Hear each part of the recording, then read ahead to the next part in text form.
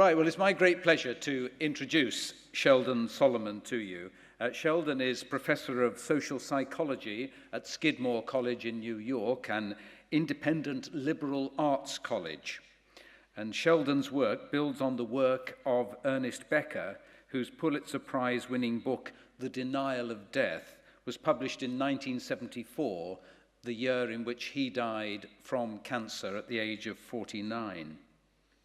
Sheldon, recipient of several distinguished awards in the United States of America, has spent 30 years studying how we react to the threat of mortality and how much of our behavior is driven by our awareness of death. He has this year published a book, The Worm at the Core, which has received rave reviews.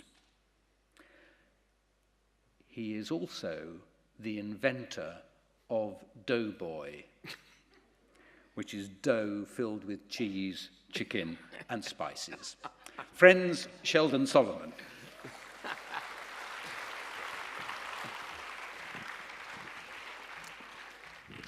Thank you, Peter. Can everybody hear? Can folks hear? Back in coach, everybody hear okay? Thank you so much for inviting me, and I have to get used to this helmet thing. I feel like I should be trying to sell you all a car, but I like to move around a little bit, so I wish I could have been here for the entire program. It seemed to me that this was a wonderful several days, but 24 hours ago seems like an eternity from my perspective. I was talking to a group of folks in New York, and then I hopped on a plane, and here I am, a little wobbly, but definitely happy to be here. I noticed on the program that the title of my talk is Death Anxiety, What Does It Mean for Hospice Care? And I had the program yesterday before I left to come here. And I know I've seen some of you all in other venues. You all look vaguely familiar at my age. But if I have had the good fortune to appear before any of you before, you probably heard me say that my wife, Maureen Monahan, is a palliative care hospice worker. She's been the bereavement counselor for our local hospice for the last almost 35 years. And she was looking at the program and she's like, death anxiety, what does it mean for hospice care?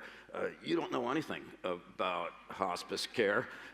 You've spent the last 40 years of your life pretending to learn about people by sitting in your office looking at a computer screen and never interacting with them, whereas the people that I work with, and you know this because of the very fine work that you do, are really at the front lines intersecting with humanity at the most difficult moments. And so what I'd like to do today, as Peter has alluded to, is to tell you a little bit about the work that I do, which is to investigate how death anxiety influences human behavior writ large, and then talk a little bit about the implications of these ideas for the work that you do, and hope that you'll find this to be of interest and value. Ever since people, as far as we can tell, have been around, we've been trying to think about what it is that characterizes the essence of our humanity. And this is reflected in the term that we often use to refer to our species, Homo sapiens. Who's ever heard that term? I know you all have. And as you might also know, that means the wise or thoughtful people.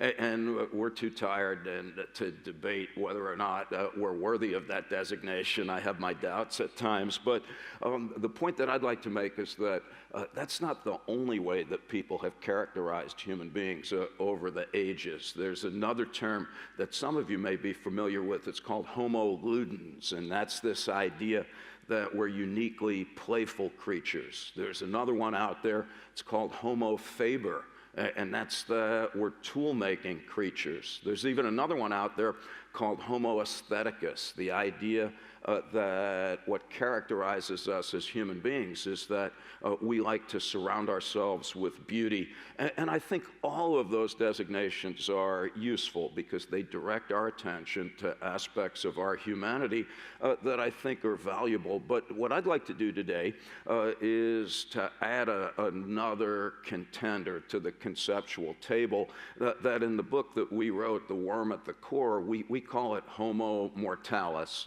And the idea came to me when I read a short story by a Scottish essayist, Alexander Smith, in 1857. Smith wrote that it is the knowledge that we must die that makes us human. And then a couple of decades later, 1890, más o menos a few years, William James put a biblical slant on that notion when he said death is the worm at the core of the human experience. And those of you familiar with the Bible will know that this is with reference to what happened in the Garden of Eden when Eve partakes of the apple from the tree of knowledge, and that brings the awareness of death into the world.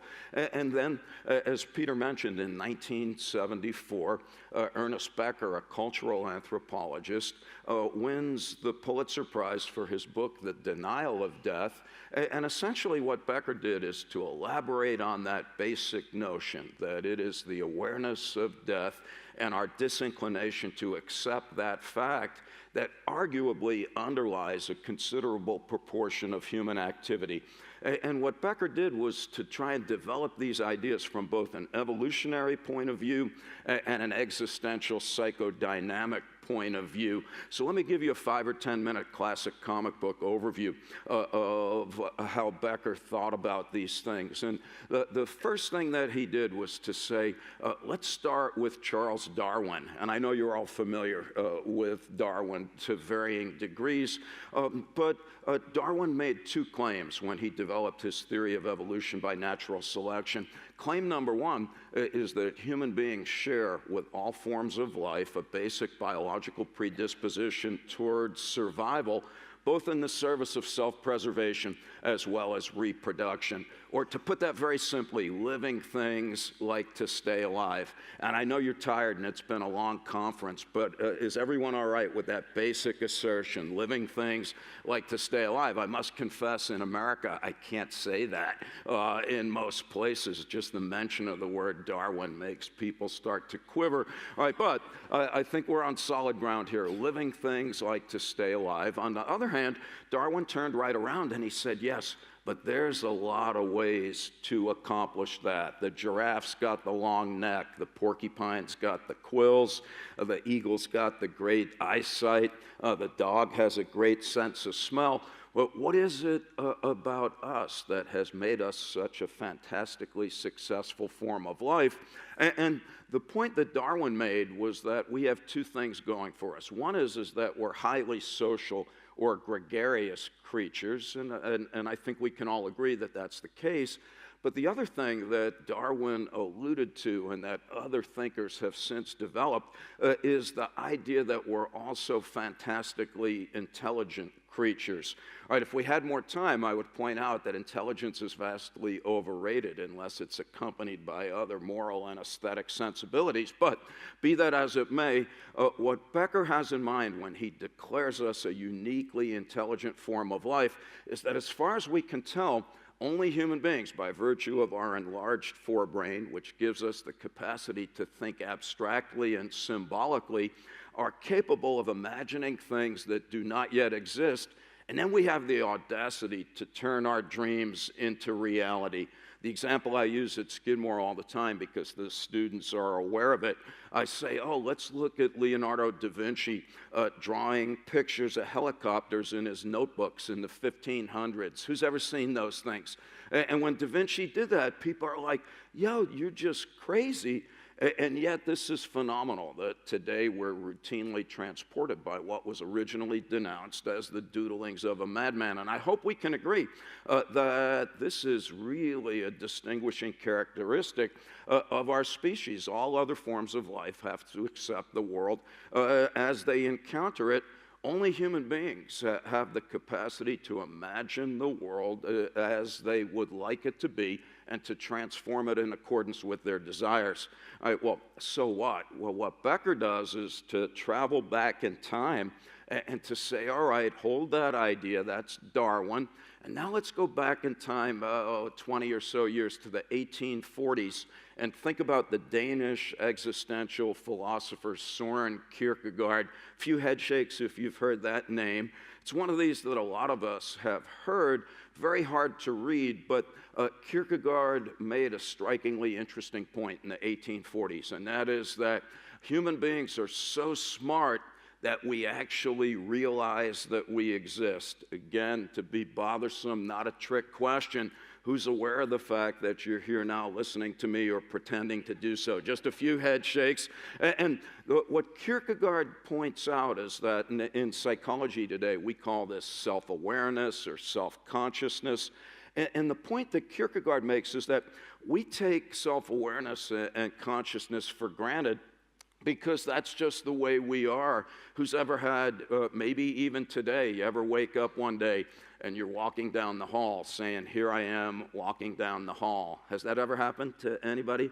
You ever walk down the hall saying, here I am walking down the hall, thinking about that I'm walking down the hall, and you can keep going if you'd like. But the point that Kierkegaard makes, and the important one for our purposes, is that it takes a ridiculously sophisticated cognitive apparatus to, in his words, render yourself the object of your own subjective inquiry.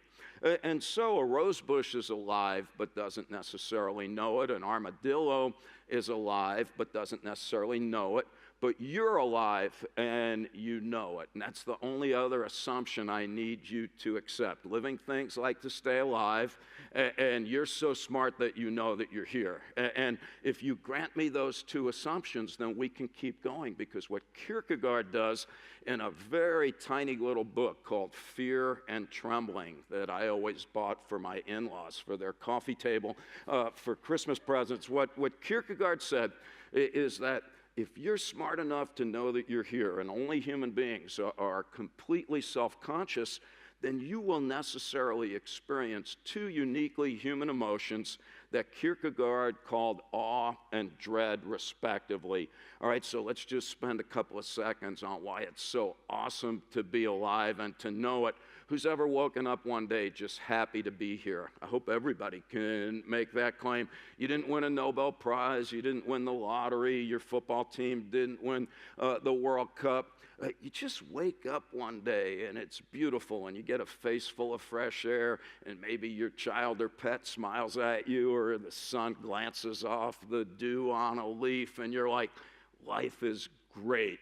All right, and again, I hope we have all had the benefit of experiencing those moments, which Kierkegaard points out are ultimately the things that we cherish most, just the spontaneous exuberance of wallowing in the fact that we're here.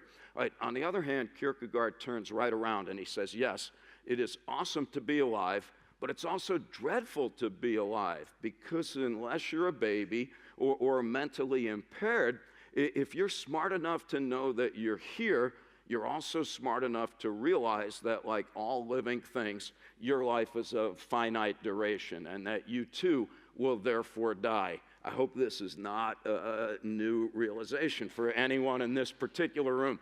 But when I joke with the students at Skidmore, I'm like, who keeps lists of things to do? And they all raise their hand. I'm like, walk the dog, change the oil in the car, pay the mobile phone bill, die. Who has that on your list of things to accomplish? And no one does, because as Kierkegaard points out, this is something that we would happily defer in perpetuity if we were able to do that. But Kierkegaard keeps going, and he says it's not only the awareness that we someday die that is psychologically discombobulating, it's also the concurrent realization that any of us can die at any time for reasons that we could never anticipate or control. Again, I know I don't have to say this to you all, given what you do each day, and just the fact that every human being knows another one who should be here, but isn't. Plane crash, tumor, hit by an automobile, and so on and so forth. Tolstoy called that tragedy. So you know that you will someday die. You know you can die at any time. And then Becker, just to kind of kick us all in the psychological groin, metaphorically speaking, borrows an idea from Freud and says, you know what? We also don't like the idea that we're animals. It really bothers us to admit that fact. I don't know, has anybody seen the Elephant Man film? Yeah, this is great because people of our generation are more likely to have seen it. But remember when the Elephant Man says, I am not an animal. It's one of the most striking moments in the film, and you know, I'm rooting for him. I'm like, go, Mr. Pachyderm, I'm with you, all right, but you're wrong. You are an animal, and so too am I. Whether I like it or not, I'm a breathing piece of defecating meat that from a purely biological perspective is no more significant or enduring than a lizard or a potato. And the point that Becker makes is that if that was the only thing that we thought about, right, I'm gonna die, I could walk out of the auditorium today and get smote by a comet. I'm a breathing piece of defecating meat. I'm a cold cut with an attitude. I'm spam with a plan, but I don't even have a can. I have a lot of those, but we don't have enough time for today. But the point is that those realizations, I am going to die, I could die at any time, I'm a pate with panache. If that's all we thought about, we wouldn't be able to stand up in the morning. We'd be twitching blobs of biological protoplasm, cowering under our chairs, groping for sedatives the size of sport utility vehicles. And so the question is, how is it that we are able to stand up in the morning and to walk around with a modicum of psychological equanimity in light of the reality of the human condition? All right, what Becker proposes is that our ancestors solved the problem of the potentially debilitating anxiety engendered by the uniquely human awareness of death by the construction and maintenance of what the anthropologists today call culture. All right, according to Becker, culture consists of humanly constructed beliefs about the nature of reality that we share with our fellow humans in our group to give us a sense that life has meaning and that we have value, and in so doing to minimize or eradicate death anxiety. So for Ernest Becker, meaning and value are very important, so let's dwell on that just for a moment. Becker points out that all cultures give us an account of the origin of the universe. All cultures give us a prescription for how we ought to behave while we're here. All cultures give us some hope of immortality, either literally through the heavens, the afterlives, the souls, and reincarnations of the world's great religions, or symbolically, as the ancient Greeks pointed out. You may know that you're not going to be here forever, but you might be comforted by the prospect that some vestige of yourself persists over time, perhaps by having children, perhaps by amassing great fortunes, perhaps by doing something significant in the sciences and the arts. And so the point that he makes is that we need to perceive that life has meaning in order to function on a day-to-day basis. That's necessary. However, he then says it's not sufficient because in addition to the belief that life is meaningful, we also need to believe that we as individuals have value. All right, remember when you were a little kid, and I know for some of us it's been quite some time, but whoever dreamed of doing something great when you were a little kid? Did you ever sit around saying, oh, I'm going to do something great, I'm going to cure cancer, I'm going to win an Olympic medal, I'm going to make a whole lot of money and do something useful for humanity? Well, what Becker points out is that that's not pathological narcissism, that's the normal yearning of a self-conscious creature to want to believe that we are here for a particular and worthy purpose. And what Becker tells us is that the way culture gives us the opportunity to be of value is through the provision of social roles, each with associated standards of conduct that if you meet or exceed, you can perceive yourself as a valuable person in a meaningful universe. So if you play football, your job is to score goals, except if you're the goalie, then you don't want to have goals scored on you. If you're a business person, then you want to make money. If you're a nurse, you want to help your patients get better, and so on and so forth. Well, that's essentially what Ernest Becker says, that the uniquely human awareness of death, which is an unintended byproduct of our vast intelligence, gives rise to potentially overwhelming terror. And that terror is managed by embracing a cultural worldview that gives us a sense that we have value and that life has meaning.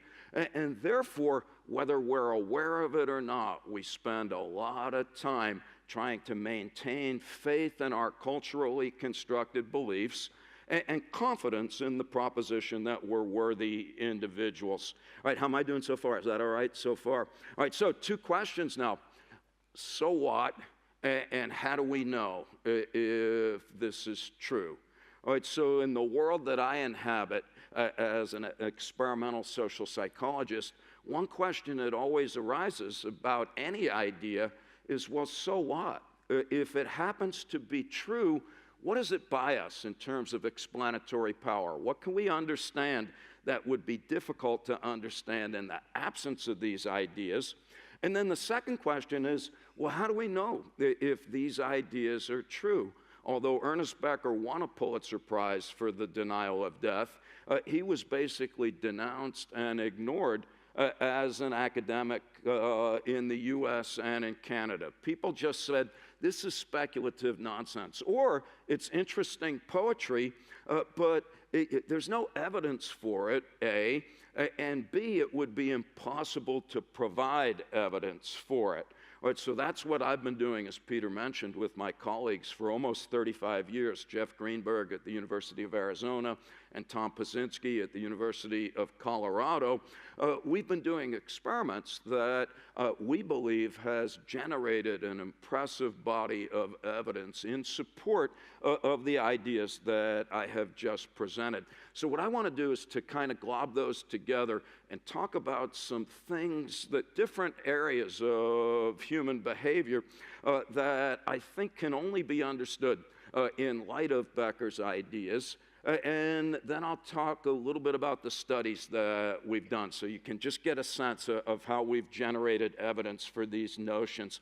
All right, our original interest in Becker's work was because we were trying to figure out human beings' annoying inability to get along with other human beings who don't share their beliefs about the nature of reality. Was it Robert Burns who coined the term man's inhumanity to man?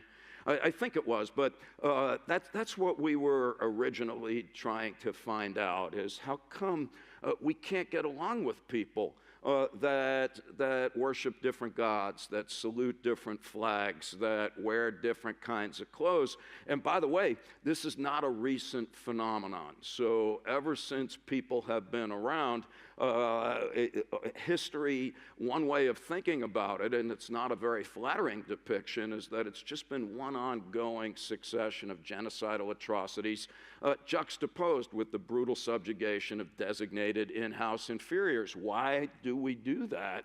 All right, well, for Becker, he has a lot of reasons, but let's just do one, and it's the most obvious one, and it is that if your beliefs about the nature of reality serve to minimize death anxiety, then whenever you run into somebody with different beliefs, you have a problem, whether you're aware of it or not, because if you accept the validity of alternative conceptions of reality, you necessarily undermine the confidence with which you subscribe to your own. So who's familiar, I know you all are, with the Judeo-Christian account of the origin of the universe, where the Lord created the heavens and earth in 6 days, and so on. But that's not the only beautiful cosmology story. The Fulani in Africa believe that the earth was created out of a giant drop of milk. Right? But if the milk story is right, well, then my story is wrong. And so the point for Becker is that we're always going to have problems accepting other people who are different, and that what we will tend to do is to denigrate them as inferior forms of life, not quite worthy of the designation of humans. We try and convince people who are different to dispose of their ideas and to adopt ours instead. Christian missionaries have been quite good at that, but they're not the only proselytizers on the planet. And if that doesn't work, just kill those people, thus proving that your ideas and your God are superior after all. All right, so now the question is, how do we know if what I just said has any merit? Well, Jeff and Tom and I, 35 years ago, we had an idea, and it was a very simple one. We just said, okay, if these ideas are, quote, true, then what would happen if we brought people into the lab and we asked them to think about themselves dying, to just literally fill out a little questionnaire where we say, please describe your thoughts and feelings about your own mortality. And then in a control condition, we would ask people to describe their thoughts and feelings about something very unpleasant but not fatal. You're in a car accident and you have to lop off a limb. You need a root canal and the dentist has run out of anesthetic. You vomit in the front of an audience giving a big talk and people are not overly enthused, or so on and so forth. And what we reasoned is that if Becker is right, then when you're reminded of your mortality, that should make you embrace your beliefs even more. And we should be able to detect that by measuring your reactions to people who are similar to you or people who are opposed to your beliefs or merely different. So what we predicted is that when you're reminded of death, you're going to love other people who share your beliefs, and you're going to hate and even harm other folks who are different. Head shakes if that makes sense, because everything else is going to be easy if that's okay. And so there's literally more than 1,000 of these studies, and we've done about half of them. And sometimes we do them in the lab, sometimes we do them outdoors. We stop people either in front of a funeral parlor or 100 meters to either side. And our thought is that when you're stopped in front of a funeral parlor, that's going to remind you of your mortality. And then one other thing that we do, and this is really, I believe, important, at least as an experimentalist, in other situations, we bring people into the lab and we ask them to read something on a computer, but what they don't know is that while they're reading, we flash the word death so rapidly, 28 milliseconds, that no one reports seeing it. And it doesn't matter whether we do it in the lab with a questionnaire, whether we do it outside in front of a funeral home, or when we flash the word death. Every time what we find is that it has profound effects on one's attitudes and behaviors. So in one of our original studies, we had Christian participants think about death or something unpleasant. And then what we found is that after they thought about death, they liked fellow Christians a lot more, and they hated Jewish people. If you go to Israel and you ask Jewish people to think about death, they love Jewish people a lot more, and they hate Christians. If you go to Germany and ask Germans to think about death, they sit closer to fellow Germans and further away from Turkish immigrants. If you go to Iran and you ask Iranians to think about death, they become more supportive of suicide bombers and more willing to become one themselves. If you go to the United States and you ask people to think about dying, they become more supportive of preemptive nuclear, chemical, and biological attacks against countries who pose no direct threat to us. And so the point that I would make, I'm a big fan of George Bernard Shaw. Anybody know Shaw? You know, not that we've seen him lately, but in the play Heartbreak House, Shaw says, when the angel of death sounds his trumpet, the pretenses of civilization are blown from men's heads into the mud like hats in a gust of wind. So we think that one area where these ideas can help us is to understand protracted prejudice and ethnic violence. Another area that we think is very important and very timely is that intimations of mortality also have a radical influence on one's political preferences. I don't know if in the news here there had been anything about the Hitler baby thing. Has that made it over here yet? Or is that just in the U.S.? Anyway, it doesn't matter. But Hitler on everyone's list of not a great guy. How'd Hitler come to power in Germany? That's right, he was elected. And this raises the question of how people would elect someone like Hitler. Who's heard of the dead German sociologist Max Weber? Has anybody heard of Weber? In the early part of the 20th century, what Max Weber said is that in times of historical upheaval, we are more likely to embrace a particular kind of leader. Weber called them charismatic leaders, these larger-than-life figures that often declare that God has chosen them to rid the world of evil.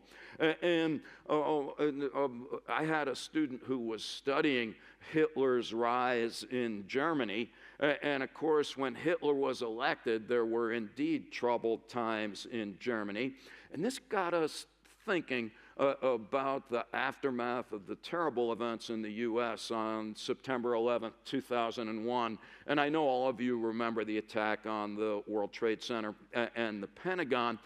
You may also remember that President George W. Bush, right before those attacks, he had the lowest approval rating in the history of presidential polling in the U.S.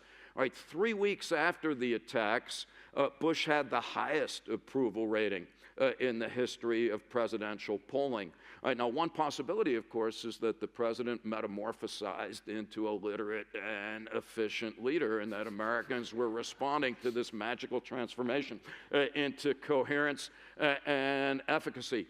Another possibility is that the events of 9/11 were literally an in-your-face reminder of death. And we did a boatload of studies where we showed that leading up to the 2004 presidential election, that Americans in a benign state of mind were not supportive of President Bush or his policies in Iraq, but if they were reminded of their mortality, then their enthusiasm for the president became profoundly increased. In fact, in one study, 5 weeks before the 2004 election, we found that and these were all Americans registered to vote who intended to vote, in the control condition, they reported that they would be voting for Senator Kerry by a 4-to-1 margin.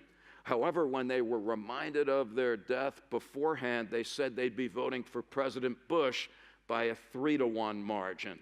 And my point, and I wish we had more time, is this should shock and scare anybody who's a fan of democracy. I don't care where you are on the political spectrum. The fact that a momentary reminder of death can have such radical effects on political preferences should scare us all. And what's happening in the U.S.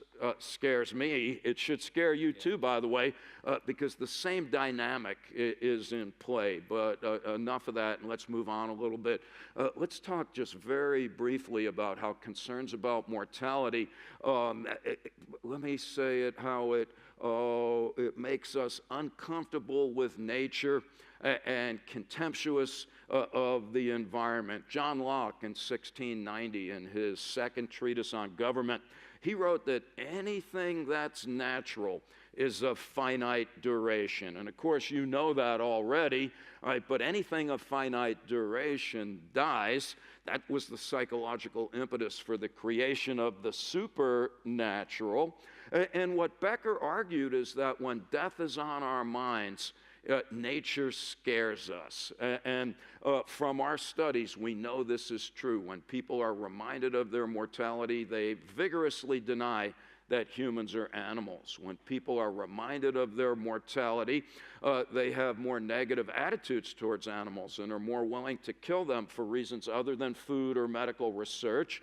When people are reminded of their mortality, they become uncomfortable with their bodies and bodily functions. Even things like sex that are ordinarily pleasant are radically diminished in terms of people's affection for them under those conditions. When people are reminded of their mortality, they don't find nature beautiful. They prefer pictures of suburban neighborhoods than pristine forests, where under normal conditions, people prefer the forest to the neighborhoods. And we argue that this helps explain our cavalier contempt for and disregard of the environment. And of course, we can't talk about cavalier contempt for the environment and disregard of it without talking about humankind's, at least in the West, seemingly insatiable desire for shopping and money. Ernest Becker, borrowing a phrase from Soren Kierkegaard, Kierkegaard said that when we're anxious about death, we tranquilize ourselves with the trivial. And Becker, at the end of The Denial of Death, he said that modern humans are spending most of their time shopping or drinking, which he said is basically the same thing. Who's ever heard of Tennessee Williams' Cat on a Hot Tin Roof? Do you know that play, anybody? I love when Big Daddy says the human animal is a beast that dies. And if he's got money, he buys and he buys and he buys. And I think the reason that he buys everything that he can buy is that in the back of his mind, he thinks that one of his purchases will be life everlasting. All right, sure enough, when you remind people of their mortality and you ask them, how much money do you want? They say that they have higher fiscal aspirations. When you remind people of their mortality and you say, how much do you want luxury items like a Mercedes or a Rolex watch? People want fancier stuff. When you remind people of their mortality and you ask them to draw pictures of money, coins and paper money, they literally draw bigger pictures as if money is larger when death is on your mind. And finally, if you give people a stack of money and just ask them to count it, not to keep it, just count the money and give it back, whereas folks in a control condition just count pieces of paper, just counting money reduces death anxiety. If you remind people of their mortality, they watch more television, they eat more cookies, they drink more alcohol, and they smoke more cigarettes, suggesting that our seemingly insatiable desire for money and stuff is at least in part influenced by these existential concerns. All right, one more area, and this is just in the area of psychopathology. We've done a whole lot of studies where we have shown that existential concerns underlie and or amplify a variety of psychological disorders. And so people who are afraid of spiders, they become more afraid of spiders when they're reminded of death. Obsessive compulsive people reminded of death use more soap and water to wash their hands. Socially anxious people reminded of death hide in a closet to avoid being with other people. Death reminders increase psychological dissociation, which is a known precursor of PTSD. All right, so what? I think there's good evidence now, almost irrefutable evidence, that death concerns really do have a profound influence on almost everything that people do, whether we're aware of it or not. And the fact of the matter is that we're rarely aware of it. And Thomas Hardy, another dead British novelist, he said, if a way to the better there be, it comes from taking a close look at the worst. And so, and we'll end on a better note in a bit, but this is not an overly flattering depiction of the human animal, because what it seems like, based on this research, is that malignant manifestations of death anxiety bring out the worst in us. And I want to point out that it's not death anxiety per se. All right, death anxiety is not going to go away, although, of course, in its extreme form, it needs to be treated. But it's not going to go away, nor should it necessarily go away.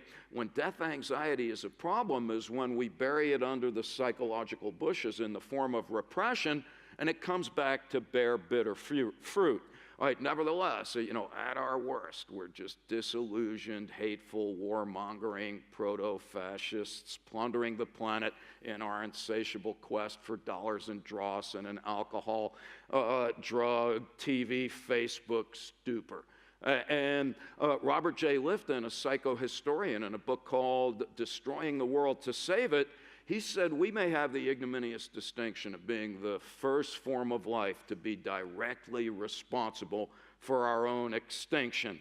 All right, that's the bad news. All right, the good news, though, is that we have a great track record, that is, human beings, of extricating ourselves from some serious difficulties historically once we're aware of what it is that's producing them. Who remembers, not because we were there, the Middle Ages when plague wiped out half of Europe? Right? And we weren't getting anywhere when we said that it was because of evil spirits. But then we discovered that it was bacteria, and that allowed us to discover penicillin, modern medicine, and here we all are today. So my hope is that if we can begin to recognize the pernicious consequences that death anxiety, when we repress it, has on human affairs, then we may be able to deploy our remarkable creativity and intelligence in ways that will enable us to offset this. All right, well, and so let's talk about hospice and palliative care. I know nothing about either, but I've watched my wife Maureen and her colleagues do this excellent work that you do every day.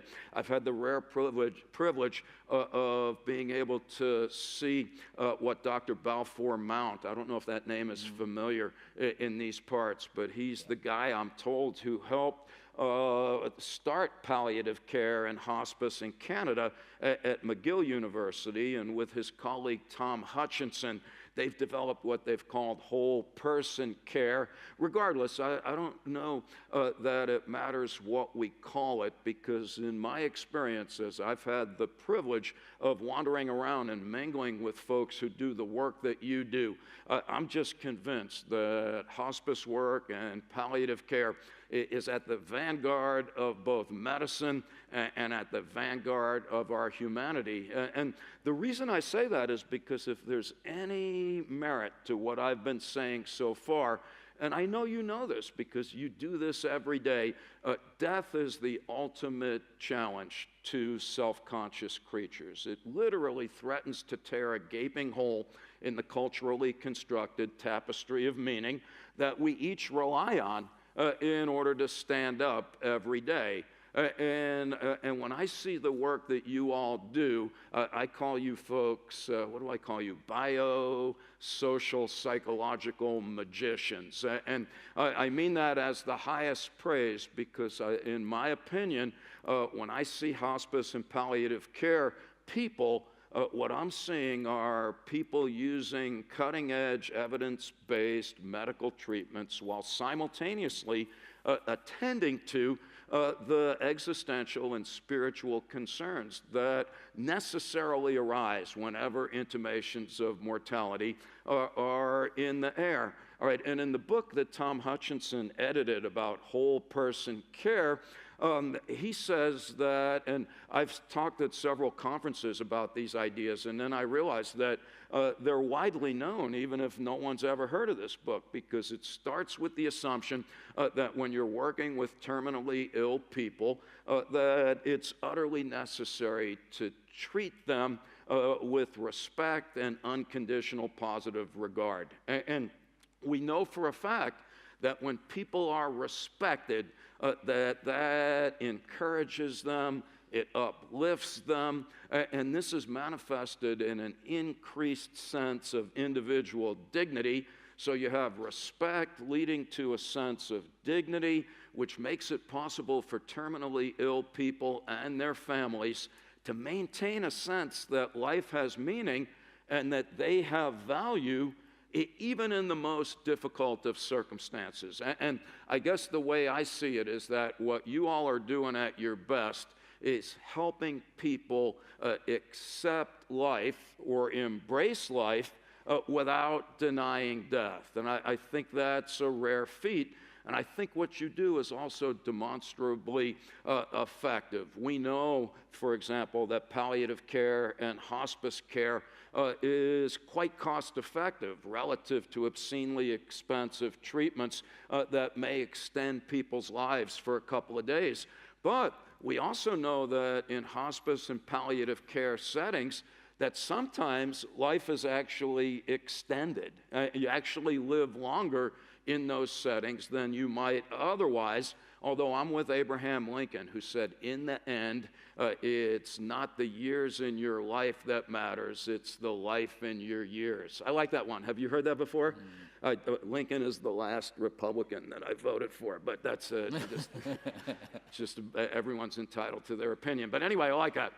And it's also very well known, and there's a lot of good research. I've been involved with a guy named William Breitbart, and he's the head of behavioral medicine at the Sloan Kettering Cancer Center in Manhattan. And he's demonstrated that people in palliative care and hospice settings, that psychological outcomes are much improved, primarily in the form of reduced anxiety and depression. And so what I've been thinking about these days as I am tottering on the threshold of senility, I keep coming back to what I call a thought experiment. And it's very simple. It's like, well, what would happen if we took what you all do in your work with the people that you serve and extended that to how we interacted with everybody else on the planet? What would happen? Just picture this for a moment. If we treated everyone respectfully, and if that in turn rendered them more dignified, and if that in turn made it easier to believe that life has meaning and that we have value, I'm going to go out on a proverbial limb and argue that life would be better in the world in a matter of minutes. Even if not, well, why not try it? It's probably a good idea. All of the world's great religions suggest that we ought to conduct ourselves in that way. So the question is, okay, well, how can we do that if we're going to even think about it? And I guess what I would leave you with are two thoughts. One by Albert Camus. Who knows Camus? I know you're familiar with his work. In his notebooks, he wrote, literally scribbled on the side of one of them, come to terms with death. Thereafter, anything is possible. All right, that may be an overstatement, but certainly a good start. And so that raises the question, okay, come to terms with death. That's a noble idea, but how are we going to do that? And here I rely on the work of Erik Erikson. Anyone know Erikson's work? And very good, enjoying a resurgence in our side of the earth right now, and rightfully so, because what Erikson insists is that if you're going to come to terms with death, you need two things. You need faith and you need courage, and you can't have one without the other. You need faith not in anything in particular, except in the goodness and rightness of life. And in order to have faith, you have to have courage. There's just no such thing as faith without courage or courage without faith. And I like how Erikson puts it in the last sentence of his 8 Stages of Man, where he says something along the lines of, when parents have the courage to die, their children will have the faith to live. And I always like ending on that note because I think it puts everything in graphic perspective. And what I tell the Skidmore students is, look, the decisions that you make about how you come to terms with your mortality, and of course this applies to each of us, not only influences the course of your life, but it will in turn influence the course of the lives of the people who come thereafter. And I think it's for that reason that this is of the utmost of importance. All right, I'm going to shut up now, and thank you for listening. I hope this was of some interest, and I thank you deeply, I mean this in all sincerity, for the work that you do. I literally cannot think of a more important, noble, humane venture than engaging with human beings at the most difficult time in their lives. So thank you very much, and have a good day.